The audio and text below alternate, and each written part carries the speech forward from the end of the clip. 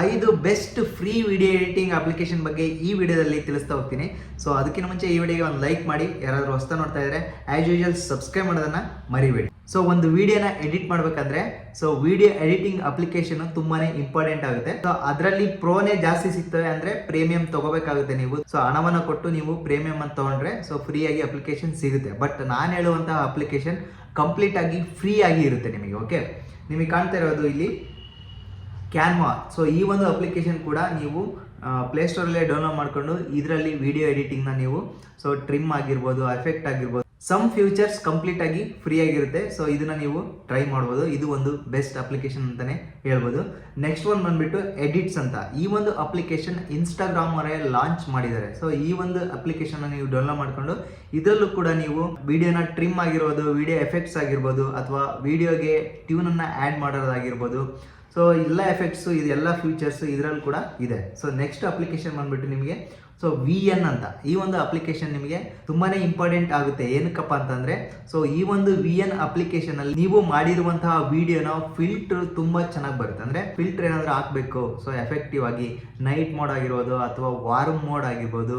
So ಈ ರೀತಿಯಾದ filter effect ಅನ್ನ ಇದು ಟಚ್ ಮಾಡಿದ್ರೆ ಸಾಕು, ಕಂಪ್ಲೀಟ್ ಆಗಿ ರಿಯಲಿಸ್ಟಿಕ್ ಕ್ಯಾಮ್ರಾದಲ್ಲಿ ಮಾಡಿದ್ದಾರೆ ಅನ್ನೋ ರೀತಿ ಬರುತ್ತೆ. ಮೊಬೈಲಲ್ಲಿ ಮಾಡಿರುವಂತಹ ವಿಡಿಯೋ ಕೂಡ ಇದರಲ್ಲಿ ಫಿಲ್ಟರ್ ಅಲ್ಲಿ ಚೆನ್ನಾಗಿ ಬರುತ್ತೆ. ಸೊ ನೆಕ್ಸ್ಟ್ ನಿಮಗೆ ಕಾಣ್ತಾ ಇರೋದು ಕ್ಯಾಪ್ ಕಟ್. ಈ ಒಂದು ಅಪ್ಲಿಕೇಶನ್ ಸದ್ಯದ ಮಟ್ಟಿಗೆ ಇಂಡಿಯಾದಲ್ಲಿ ಬ್ಯಾನ್ ಆಗಿದೆ. ಬಟ್ ಇದನ್ನ ಸಮಥಿಂಗ್ ಈ ಕ್ಯಾಪ್ ಕಟ್ ಅನ್ನ ಇನ್ಸ್ಟಾಲ್ ಮಾಡೋದು ಹೇಗೆ ಹಂಗೆ ಇನ್ಸ್ಟಾಲ್ ಮಾಡಿದ ನಂತರ ಇದು ಸಪೋರ್ಟ್ ಮಾಡೋದಿಲ್ಲ ಒಂದೊಂದು ಫೋನಲ್ಲಿ.